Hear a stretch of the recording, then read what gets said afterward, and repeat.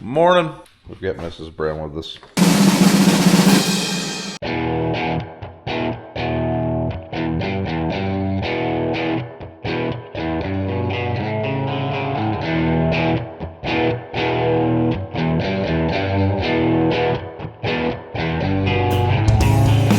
So this is a few days after the hurricane hit. We got the remnants of Helena. Is it Helena or Helen? I don't know.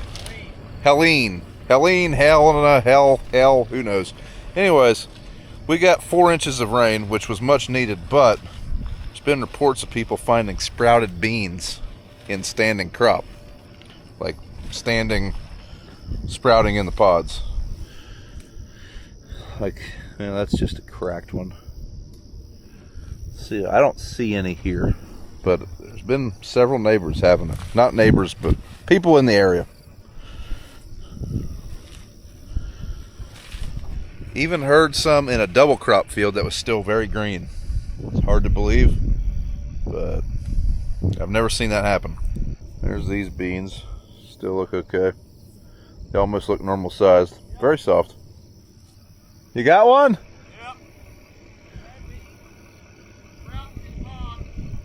So walking out through this field, like I said, mainly we were looking for sprouts. Luckily we're not finding. Found one. Definitely got some weed pressure coming in already. And some chickweed, some henbit, all sorts of good stuff. All easily controlled. But one thing that's kind of odd, beans pick up moisture if you didn't know. And these beans aren't super wet. We've had 4.5 inches in the last week. It rained yesterday. It's still very soft out here. The sun came out, we could harvest these beans tomorrow easily. Like, some of them are still dry. Now, not all of them. Like, let's open this pod up here. Pods are pretty tough. Like, that bean there is still hard. Like, that particular bean was dry.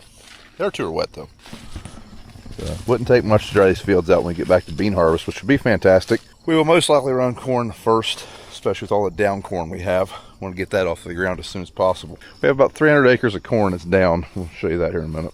You didn't want to look at the beans? I think 3 grown men was plenty. You didn't even know what we were looking for. Some of them just harder now.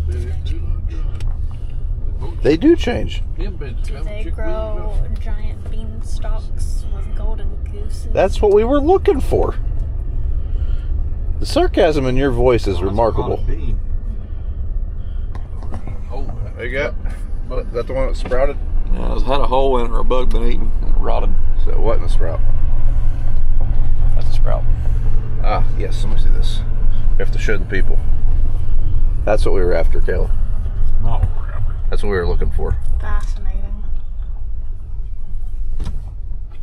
Oh, look at these wrinkled little balls. It's quite fascinating. This is very odd.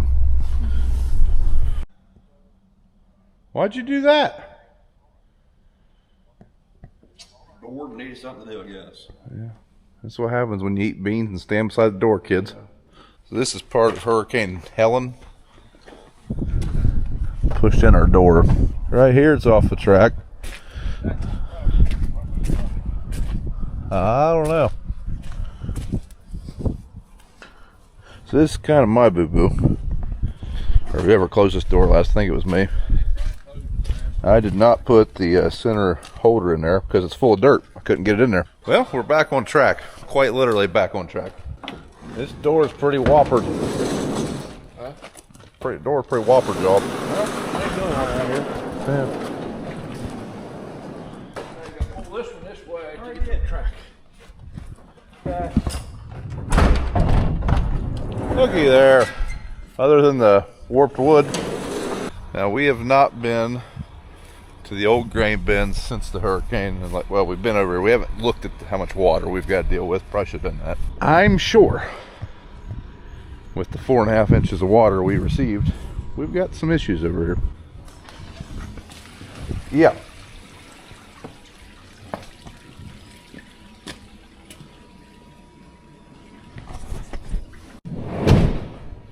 Well, that smells good.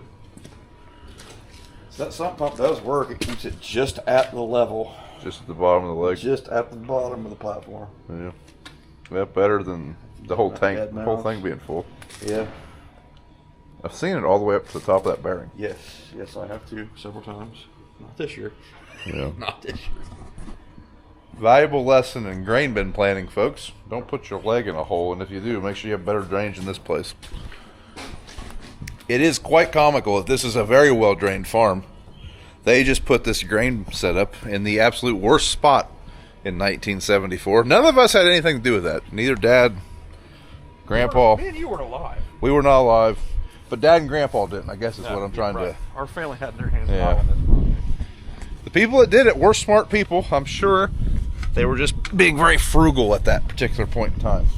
I'm sure they were thinking, well, we can't farm right here at the base of this hill anyways, so we'll put the grain bins there. Terrible idea. Now, anytime I bring up these bins and we talk about upgrading the bins, someone always asks, well, why don't you just take that money, build a 100,000 bushel bin at your new facility and abandon this? Well, we don't own this facility outright. We own a percentage of it. We have a business partner that owns part of this place, and well, that's why we maintain this place and try to keep it up and upgraded and whatnot. If we own this outright, we would probably abandon that leg, poke a couple holes on top of it, put a swing away auger, fill it with beans, the bins that are still in good shape, and abandon the rest of them and build a 100,000 bushel bin at the newer facility. But you know, that's why we do it the way we do it. So one of the things we're going to attempt to tackle today is working on this auger here. So this auger that feeds our dryer, it's been there since 2016 when we built this facility, and definitely until we got the leg, the first 3 years, every bushel that was here ran through that. And since we've got the leg, a lot of the bushels that have been here have ran through that auger, not leg. So the flighting's pretty wore out. Roughly 250,000 bushel a year go through that auger, so she's needing replaced. And it's going to be kind of a pain in the butt. Pretty thin down there. I think we could run it another year or two. Everybody asks about Squishy and if he's safe from the Haitians. He's right there. That's the first time I've seen him in 2 months, probably. Hi, Squishy. Hi, dog. The black one's the cat named Dog.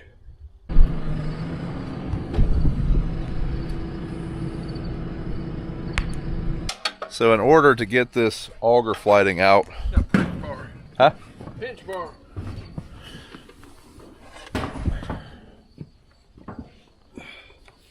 We are taking the belts loose, taking the motor loose. We've got to basically pick up the auger down there and pull the flighting out. Well, that flighting's attached to this bearing that those belts are attached to, so we've got to loosen up everything up here. And, well, the old carport's a little shaky. I think Dad's worried I'll fall through it, so here he is.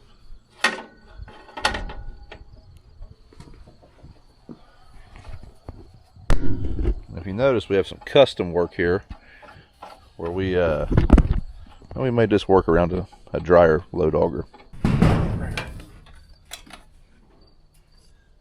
Put you under this, right in here.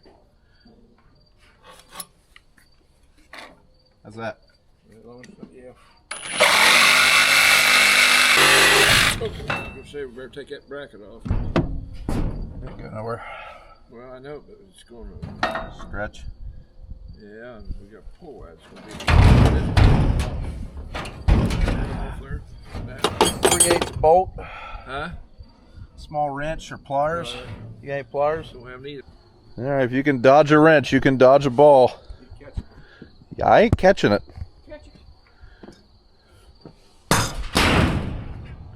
What? It was a perfect throw, and I dodged it.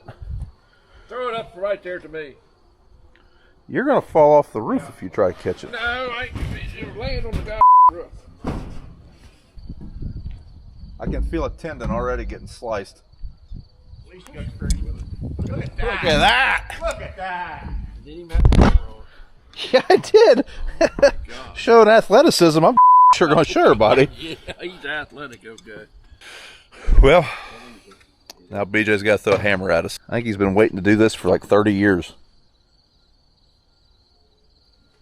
Uh-huh. Just hang on, man. I don't think we're going to be able to get it. I'm think we're going to take it down. The whole thing down? How are we going to get it out of that carport? Right down through there. So we're going to need a telehandler that actually goes. That was a swing and a miss, bub. Throw it up on the roof here in front of him. Throw it up on the roof in front of him. I don't think I can get that high. Not that. Not exactly built for flight. Oh, look at that. Look at that. We got it! No, that's one. Hey, wrong one. Right, that's it. Right over. Gonna have to go back to the drawing board for a minute. If we could take this electric motor off, that'd be great. We just don't have a way of hoisting it up. This is as high as we can go up in the air with what we have. If we had a bucket truck or a crane or a telehandler that went 40 feet, we'd be in there. Huh? We have a telehandler that goes 40 feet, but we don't have it. It's broke down. So if you've been with the channel for 5 years, we took a telehandler to get a transmission put in it 5 years ago. Well, we ain't seen it since. That would be pretty handy at the moment. Hi.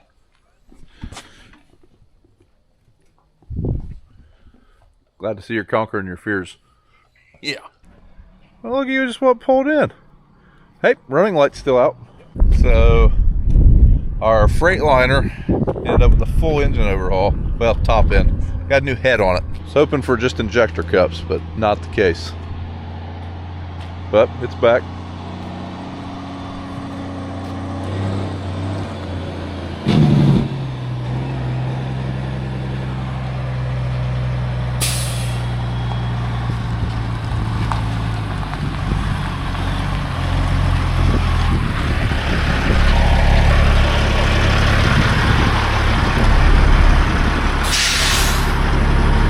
So a little update for you.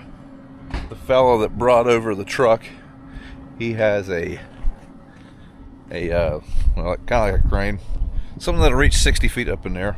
He's going to come over in a couple of days and help us take this auger down, but we're still going to try to pull the bearing off and have it pretty much, ready to pull down.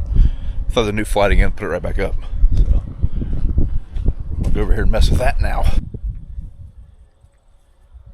Something's happening. Something's happening. It's going. I don't know where. Something's happening. Probably pushing the whole auger down. I don't care about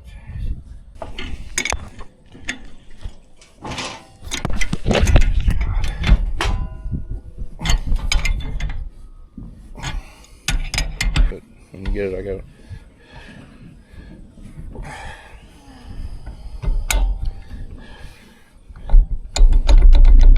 It ain't off there yet. Will be. It's off there. I got it. Okay, so So now we got to take this bearing apart, so when we pull the bottom of this flighting, the top of the flighting comes with it. lucky there. I can't believe that we'd, Get lucky. something bad's about to happen. Don't get that out of there. Hope it's put in that bucket. That'll be howdy. Probably never find another bearing that good.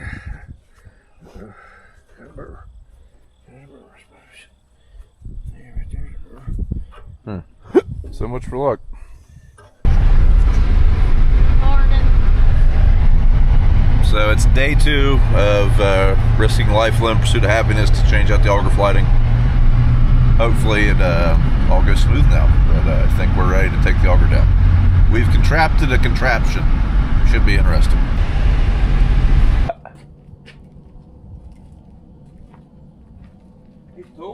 So yesterday when we left out, we were waiting on a crane. Well, we got creative.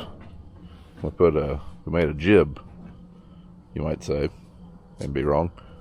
And yeah, I think we're gonna be able to work without a crane. What? Feels like you have an opinion.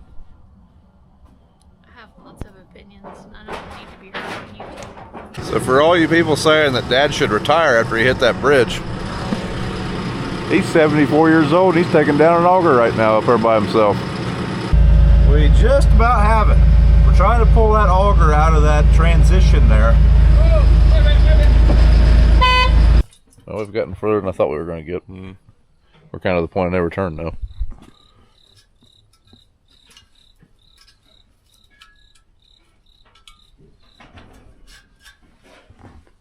I think we should just tack welded this.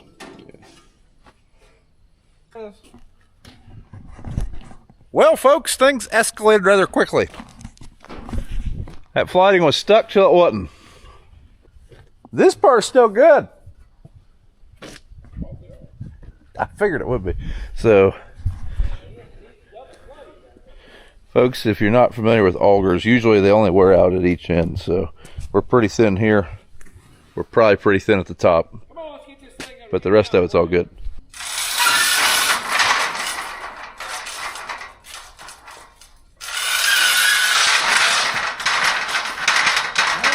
Thread she is. Well, should be able to leave that out now, BJ.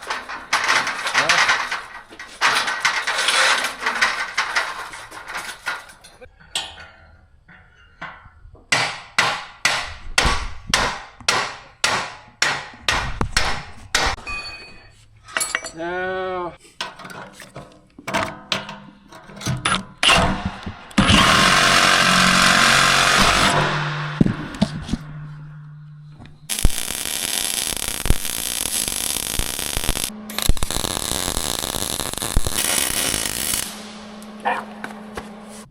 well, now if it was just all in there. So BJ just went after bearings and belts. Decided we're going to try to replace that top bearing while we've got everything apart. And we're going to replace the belts for the top of this auger.